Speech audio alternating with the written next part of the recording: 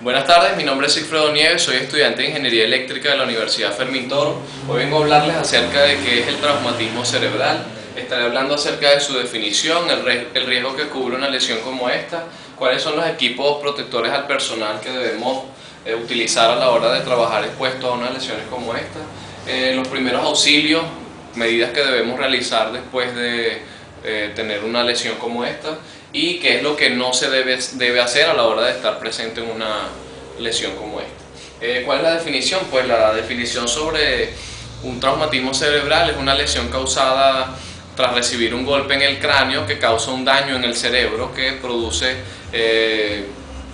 daños irreversibles al cuerpo humano.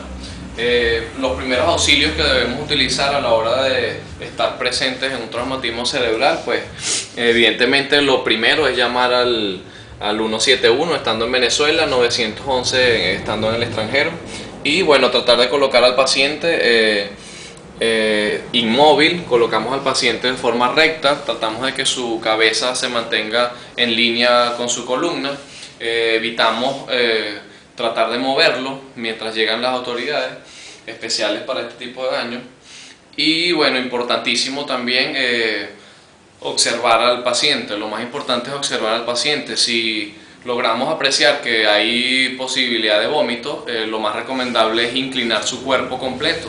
Evidentemente esta decisión la vamos a tomar tras observar al paciente y ver si ese movimiento que vamos a efectuar en él no causa daños adicionales a su organismo.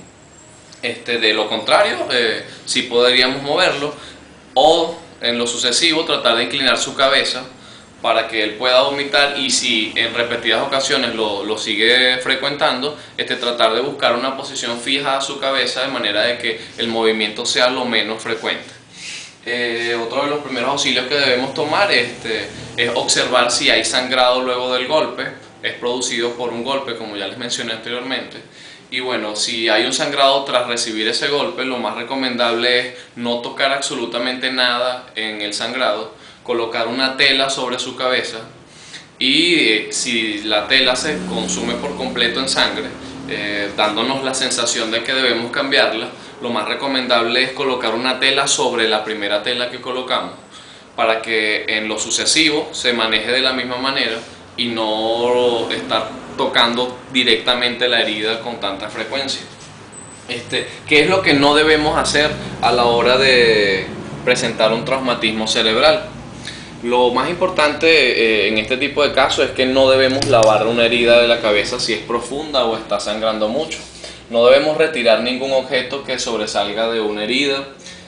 Tampoco podemos mover a la persona a menos que sea absolutamente necesario.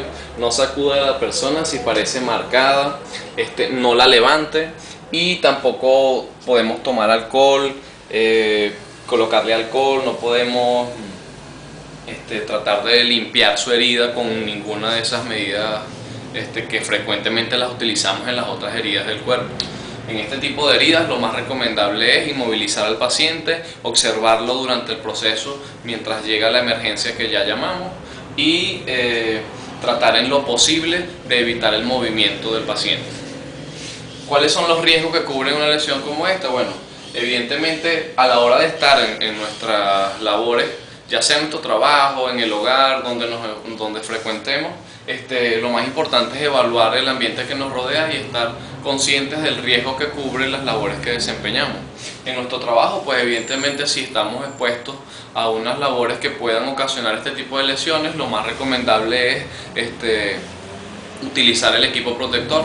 De no tener el equipo protector, nosotros debemos limitarnos a ese tipo de trabajo, porque como ya les mencioné anteriormente, una lesión como esta produce daños irreversibles en su organismo, y esto puede producir daños a tu vida en general. ¿Cuáles son los equipos protectores del personal? Pues evidentemente a la hora de hablar de la cabeza debemos referirnos a los cascos.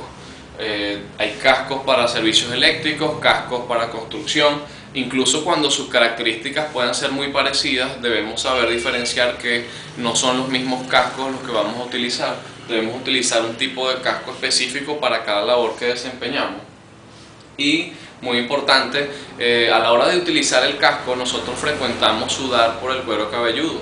generar mucho sudor.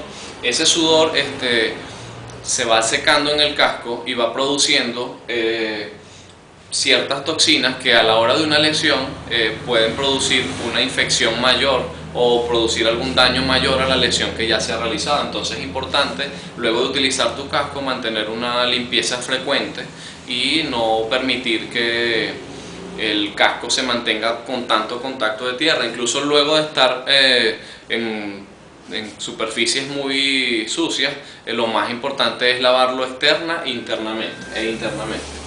Bueno, esta ha sido mi exposición. Mi nombre es Sigfredo Nieves, espero le haya gustado. Traumatismo cerebral. Muchas gracias.